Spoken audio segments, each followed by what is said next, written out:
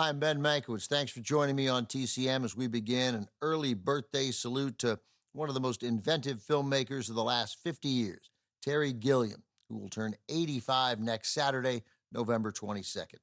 Gilliam is the director behind many memorable and visually striking films, including The Fisher King, Fear and Loathing in Las Vegas, and The Man Who Killed Don Quixote. Before Gilliam was a groundbreaking filmmaker, he was a founding member of the groundbreaking British comedy troupe Monty Python. Initially, Gilliam, the only American member of Monty Python, made the collage animation sequences that ran between sketches on the television show, Monty Python's Flying Circus. But he eventually became a performer, first on the show, then in the feature films the troupe began making in the 1970s. Those films marked Gilliam's start as a feature film director, too. First with Monty Python and the Holy Grail in 1975, which Gilliam co-directed with fellow Python Terry Jones, and then with solo efforts like the fantasy film Time Bandits from 1981. The surprise success of Time Bandits gave Gilliam the clout to make our first film today, which was a dream project for him.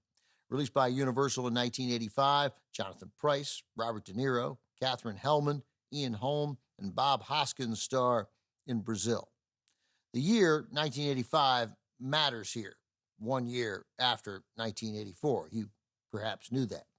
If you were around then, you'll recall a great deal of talk about the significance of George Orwell's dystopian novel 1984, published all the way back in 1949.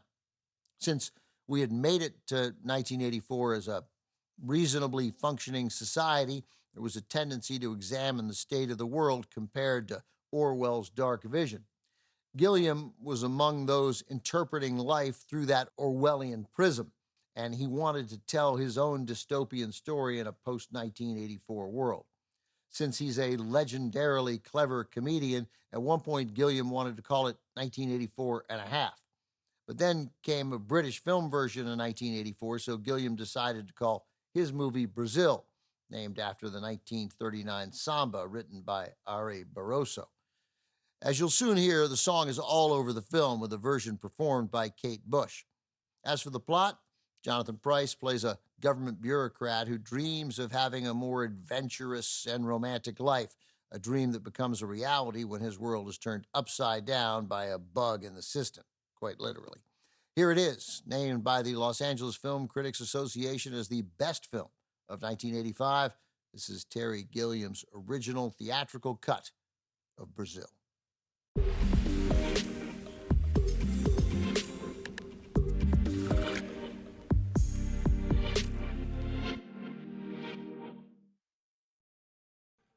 Brazil earned the Los Angeles Film Critics Association Award for Best Picture in 1985. Critics also gave it the award for Best Screenplay and named Terry Gilliam Best Director. Not a bad haul for a film that had yet to be released.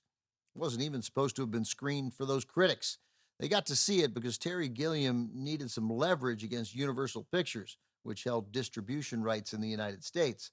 Fox released Gilliam's original cut of the film in Europe, but executives at Universal thought that version was too downbeat for American audiences, so without Terry Gilliam's knowledge, certainly without his consent, they re-edited the film to give it a happier ending. When Gilliam learned of this, he took out a full-page ad in one of the Hollywood trades asking Universal studio boss Sid Sheinberg, "When are you going to release my film, Brazil?" That did not move the needle.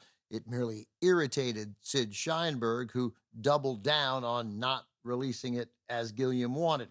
So Gilliam then arranged screenings of his cut of Brazil for the LA critics, who loved it so much they looked at their bylaws and realized that a film did not have to have been released to qualify for one of their awards. When those awards were announced, then the needle moved. Universal had no choice but to release the film so people could see what the LA critics had swooned over. Coming up, more of our salute to director Terry Gilliam with another dystopian tale, this one a time-traveling story starring Bruce Willis and Brad Pitt. The TCM premiere of 12 Monkeys is next. Stay with us.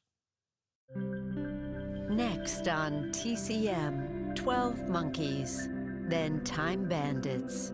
And later, Monty Python and the Holy Grail. We're on a quest for more Terry Gilliam tonight.